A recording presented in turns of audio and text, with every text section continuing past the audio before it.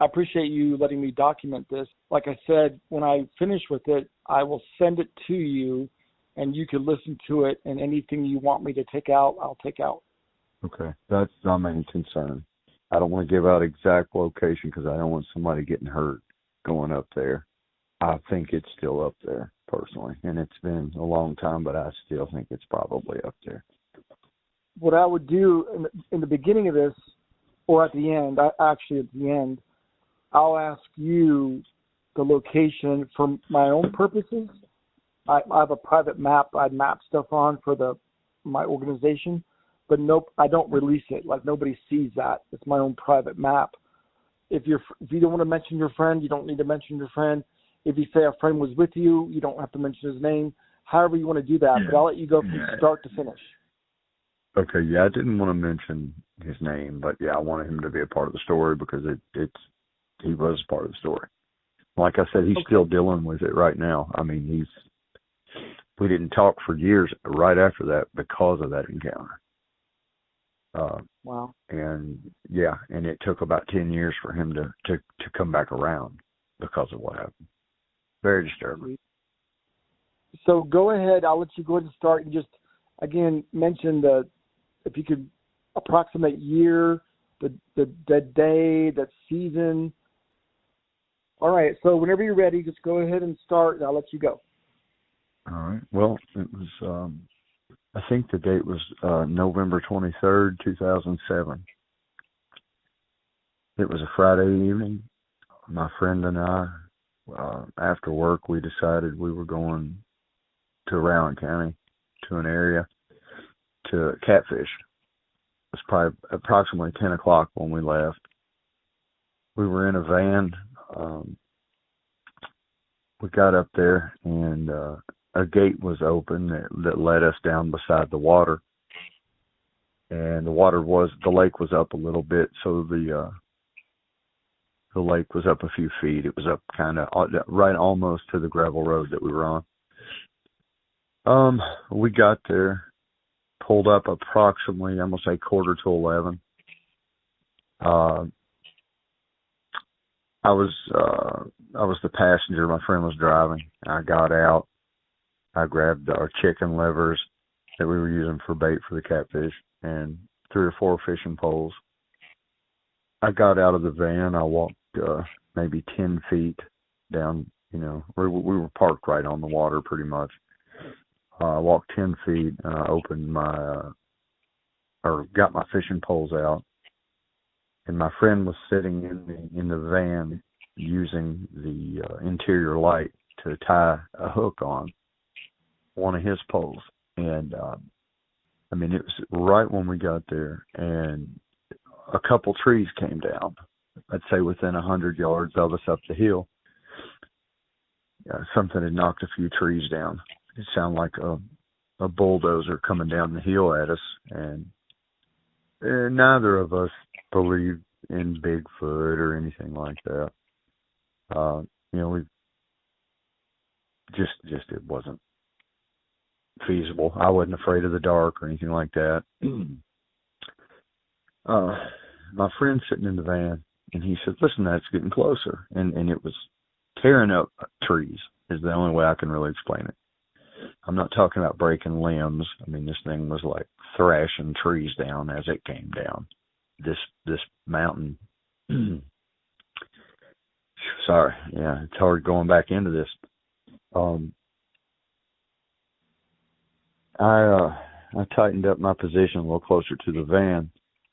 The passenger side was aimed towards the hill where this loud distraction was coming from, and it was getting, you could tell it was getting closer. And I said, well,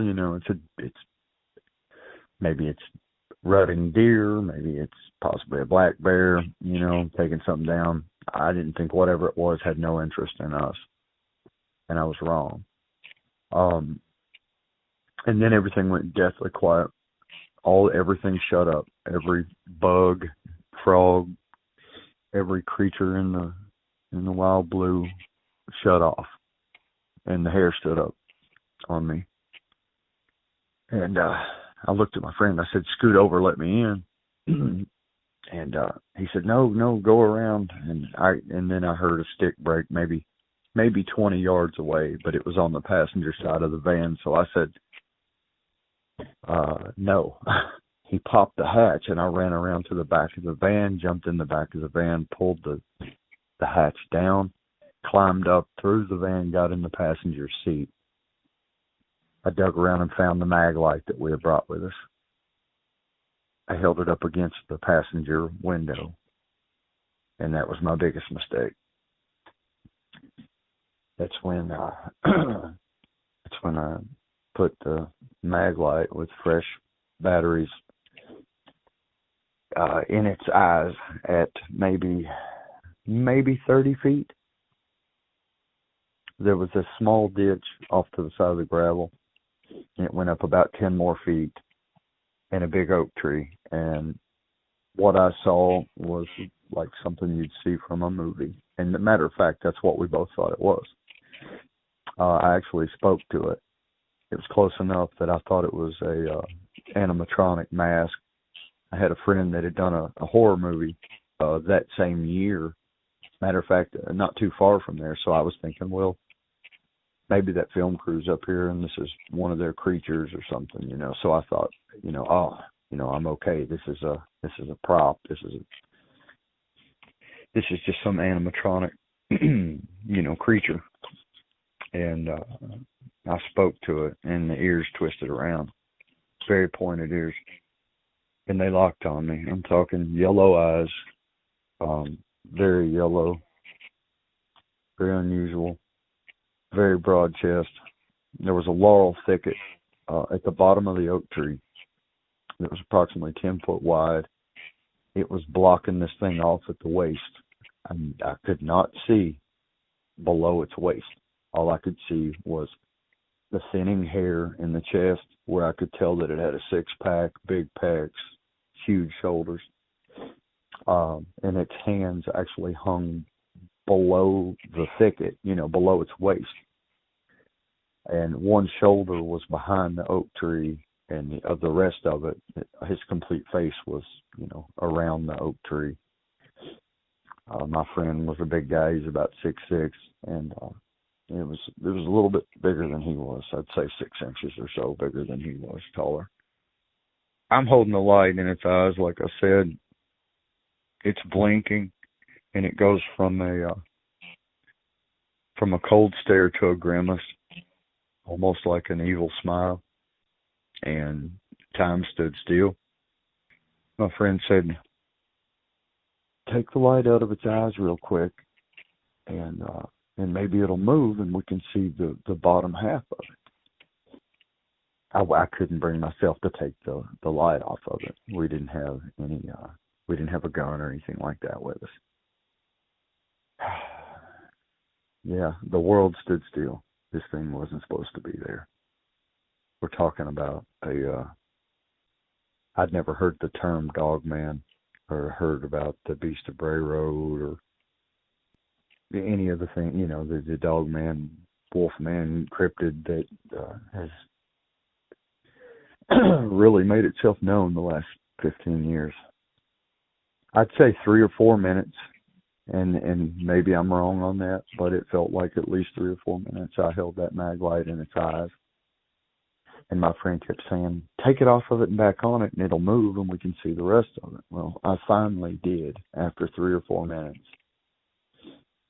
And as soon as I did that, it dropped. And it dropped in that laurel thicket that was about 10 foot wide, and it took that entire laurel thicket up. And when it did drop like that on all fours, now it went from 30 feet to 15 feet from us. And my friend put it in reverse, and we threw gravel and left all my gear, which was really expensive fishing gear, on the bank. And I don't think we said a word. And like I said, my friend and I didn't talk for, I think it was 3 or 4 years before we even saw each other to talk about it. And then just within the past year has really come to terms with, accepting what it was, and kind of understanding. I kind of told him what to kind of look at the reports and whatnot. And now the creature that we saw, his ears kept bending back when I held the light in his eye, and it kept looking back up the hill behind it. So there may have been another. But I didn't lay eyes on it. I didn't want to see it. I saw this one. I didn't want to see that one that I saw. It totally changed the way I deal with reality from here on out. They are real. I hate to be the bearer of bad news, but this thing, I don't know. I've done 15 years of research on this thing. Everything that I've found, I've read every book and every podcast and every Dogman encounter story that I've been able to find. And there's one thing that all the real ones have in common. And I think I can discern the real ones from the people wanting attention. This is something that I didn't ask for. This is something I didn't want. And if I could take it back, I would. I didn't want to see that thing.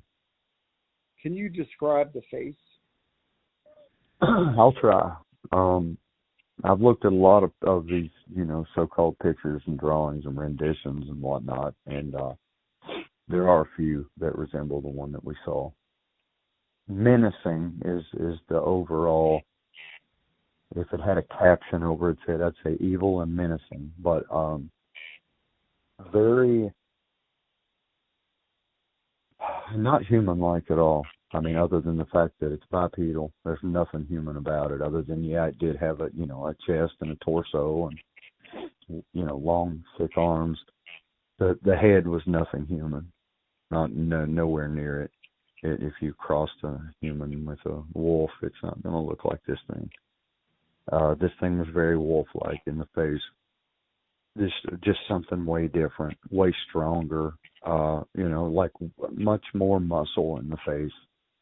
Honestly, those werewolf movies are pretty accurate, to be honest with you. Like Underworld, that movie in particular, really, they hit the nail on the head in a couple scenes in that movie. It was pretty accurate to what we saw. Like I said, that's what I thought it was at first. I thought, we've stumbled, upon them making a werewolf movie or something, and this is some kind of prop. But turns out that wasn't the case. So it had a muzzle. Yes. Now. Yeah, a protruding muzzle, for sure. Yeah. And could you see its teeth? Absolutely. You could see its teeth the whole time, from the very beginning. And that's why at first, I thought it was some kind of mask, maybe. I'm sorry? What did the teeth look like? The teeth were,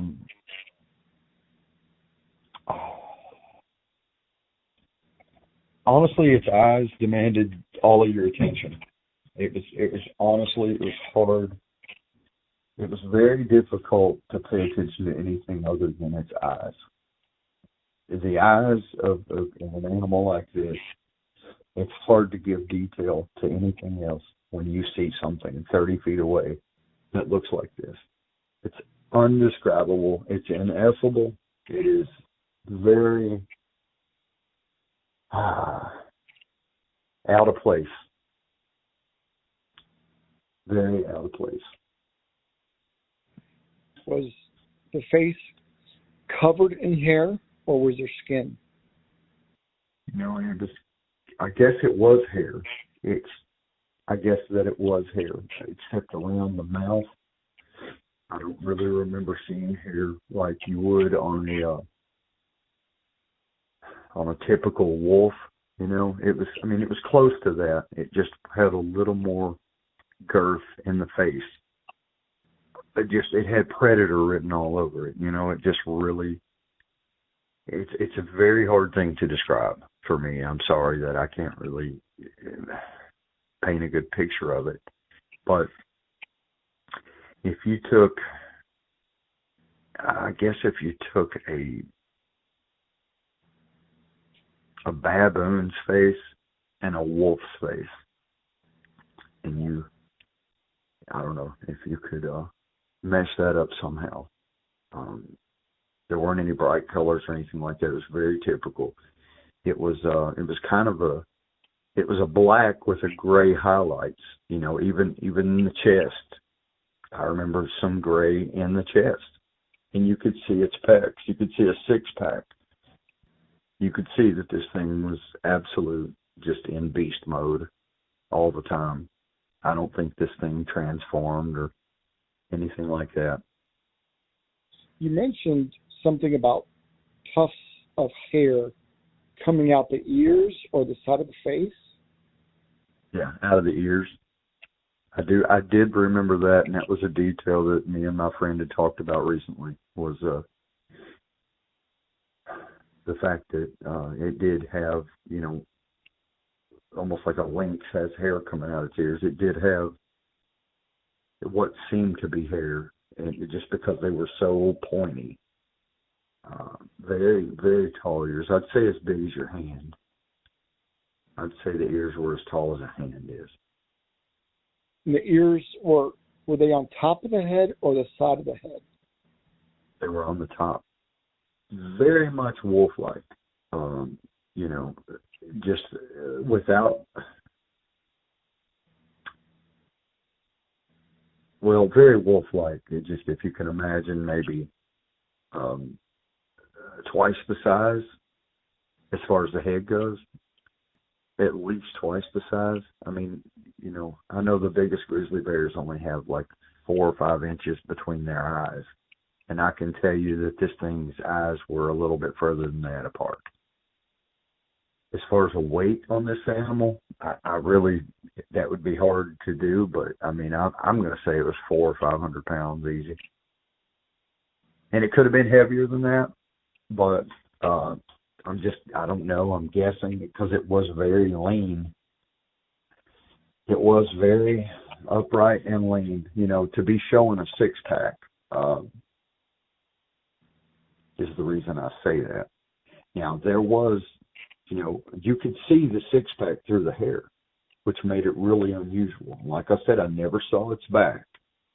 But when it dropped to all fours and I shined through the laurel bush, it looked solid black. It looked like it was completely black. But when it stood up, you could see that even around the face there was gray features and highlights, silverish gray highlights throughout the face and the ears and chest even. I think my friend even remembered a scar on it, and but I'll be honest, I don't. I didn't remember that. The eyes, like I said, demanded my attention. Were the eyes proportionate to the head, or would you say they're larger or smaller? Very proportionate. I'd say, honestly, I would say, I don't know if it's because of the light, but they were very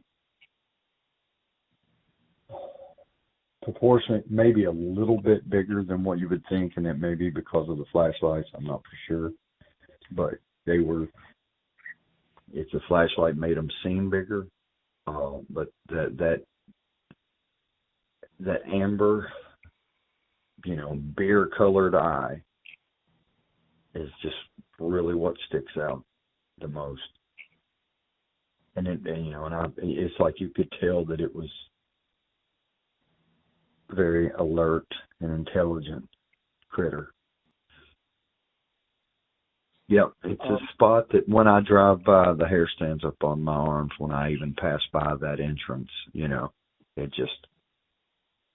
It's a life-changing event when you see something like that. I'll tell you that. There's nothing like it. There's, any Dogman video out there that I've been able to find. I've watched several times to try to pick up on whether or not it's legitimate. And I think the majority that I've seen are fakes. I think people are, wanting it to be real until they come face to face with it. then I don't think anybody that's ever seen it would ever want to see another one. Your friend, you're saying he won't talk about it now either, really? No. He still lives in the area? Yep. It took us years to deal with this, and before we brought it up again. And now it's become one of those things that, we'll have a meeting over it maybe once every couple years just to try to understand it. Yeah, it changed his life. I mean, the PTSD that he has now is as bad as mine. I can tell you that for a fact. He said, I'm afraid to even turn my headlights on because I know it's going to be there. I said, yeah, trust me, buddy. I know. I do know. That I do know. Because once you see one of these, it's not, you don't want to see it again. You do not. I can imagine. And that's why Native Americans won't even talk about them. It's because they think that it brings them closer. And, I can kind of agree with that. Have you guys ever gone fishing here again? No, absolutely not. Thank you again, and I'll be in touch as soon as I get it done. All right, Charlie. Well, thank you, man, and I'll talk to you later. Good night.